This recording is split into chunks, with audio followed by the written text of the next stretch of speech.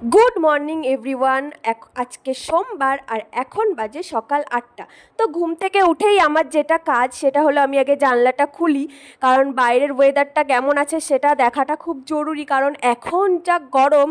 আর ঘুম থেকে উঠেই যদি এরকম মেঘ ভর্তি আকাশ দেখি তাহলে মনটা খুব ভালো হয়ে যায়। তো তারপরে ভিউটা দেখো অসাধারণ। তো তারপরে ঘরে এসে আমি আমার কাজগুলো করে নিচ্ছিলাম, কারণ পাপান এখনও ঘুম থেকে ওঠেনি। ও ঘুম থেকে উঠলেই তো আমি ওকে মানে খাইয়ে না ওই বাড়িতে পাঠানো পর্যন্ত আমি কিছু করতে পারি না। তো ও ঘুমাচ্ছে জন্য আমি ভাবলাম ওপরের ঘরটা একটু ভালো করে গুছিয়ে নিই। ও পাপা, গুড মর্নিং। Good morning. এগুলো তো এখানেই দেখতেই পাচ্ছ, ঘুমানোর সময় মাথার কাছে নিয়ে এগুলো ঘুমাবে, না হলে ওর ঘুম হয় না। তো তারপরে নিচে এসেই দেখি এসি চলে এসেছে, কারণ আমাদের ওর অফিস ঘরে একটা এসির প্রয়োজন ছিল, তো এসিটা আজকে লাগিয়ে দিয়ে গেল। কারণ দুটো ঘরে আছে, এই ঘরটাতেই শুধু ছিল না, তো এই ঘরটাতে লাগানো হয়ে গেল। তারপরে আমি ভাবলাম কি যে আজকে রান্না নেই, কারণ ওই বাড়িতে গেছিলাম মানে আমার মায়ের কাছে। তো কালকে রাতে ফিরেছি, ফেরার পরে মা আমাকে বলছিল যে আজকে যেহেতু আমাদের একটা বাড়িতে নিমন্ত্রণ আছে, তো তার জন্য ও যাবে, আমি শ্রাদ্ধ বাড়িতে খাই না।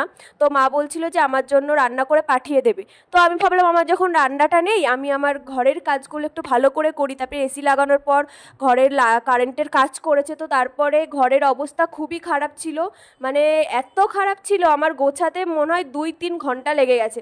যাই হোক, অনেক কষ্ট করে সমস্ত কিছু গোছানোর পরে এখন আমি ভালো করে ঘরটা একটু মুছে নিই, কারণ ভালো করে ঝাড় দিলেও হয় না, ঘরটা মুছলে তাহলে একটু ঘরটা ভালো লাগে, নাহলে টাইলসের ওপরে পা দিয়ে হাঁটা যায় না। তারপরে সত্যি বলতে কি 2 দিন মায়ের কাছে ছিলাম আর আমার কোনো কাজ করতে হয়নি, আমি আরও বেশি অলস হয়ে গেছি। তো ঘরে এসে আমার মানে সামান্য কাজ করতে আরও বেশি কষ্ট হয়ে যাচ্ছে, আর এই সমস্ত কাজ তো আমি ফ্যান চালিয়েও করতে পারবো না এত গরমের মধ্যে। আর এই গরমের মধ্যে আর ধুলো নাকে গেলেই তো আমার ঠান্ডা লেগে গেছে আজকে, মানে একবার যদি আমার ধুলো নাকে যায় তো তার সেখান থেকে আর কে আমাকে আটকায় ঠান্ডার হাত থেকে। যাই হোক, অনেক কষ্টে কাজটা আমার প্রায় শেষের দিকে, আমার ঘরটা মোছা হয়ে গেছে।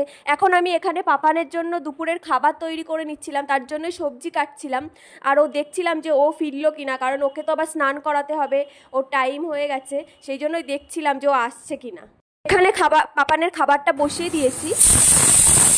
সোনা মামাবাড়ি থেকে আসার পরে ওর গাড়ির ওপরে বসে একটু খেলা করছিল, আর আমি এখানে একটু বসে বিশ্রাম নিয়ে নিচ্ছিলাম, কারণ খুব কষ্ট হয়ে গেছে, একটানা সব কিছু করেছি তো তার জন্য খুবই কষ্ট হয়ে গেছে। তারপরে ওকে নিয়ে গেলাম স্নান করাতে, তো স্নান করে দেখতেই পাচ্ছ চলে এসেছি, ওরও স্নান হয়ে গেছে আমারও স্নান হয়ে গেছে।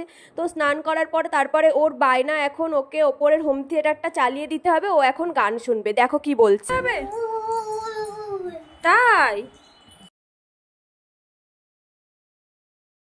পাশের একটা বাড়িতে আজকে নিমন্ত্রণ আছে, তো তার জন্য এই গিফটটা এখন আমি নিচে নিয়ে গিয়ে রেখে দিই, কারণ এটা ওপরে এনে রেখেছিল। পাপানকে নিয়ে নিচে এসেই দেখি যে বাবা খাবার নিয়ে চলে এসেছে। আমি মাকে বলেছিলাম খুবই নর্মাল রান্না করে দেবে, কারণ মাছ মাংস খাবো না। আর মা এখানে পাঠিয়েছে পটল ভাজা আর ওই এক রকমের পাঁপড় আছে সেগুলো, ডাল আর সাথে ভাত। তো তারপরে এগুলো আমি এখন রেখে দিচ্ছি, কারণ একটু পরে খাবো, আগে পাপানকে খাওয়াবো তারপরে পাপানকে ঘুম পাড়িয়ে দেখি যে ওর বাবা নিমন্ত্রণ বাড়ি থেকে খেয়ে চলেও এসেছে, আর এখন আকাশে খুব মেঘ, তো তার জন্য এখন গাড়িটা ঢাকবে, কারণ যতই ওপরে শেডটা থাকুক না কেন সাইড থেকে জল যায় যদি গাড়িটা ভালো করে না ঢাকা হয়। তো তারপরে আমার হঠাৎ মনে পড়লো যে আমারও তো ওপরে জামা কাপড় কিছু মেলা আছে, তো আমি তাড়াতাড়ি করে চলে এলাম সেগুলো তোলার জন্য, না হলে তো বৃষ্টি আসলেই ভিজে যাবে, আর আমি ভুলে গেলে তো হয়েই গেল। ওপরে যখন আসলামই আমাদের কোন বাড়িতে নিমন্ত্রণ ছিল চলো তোমাদেরকেও একবার দেখিয়ে দিই।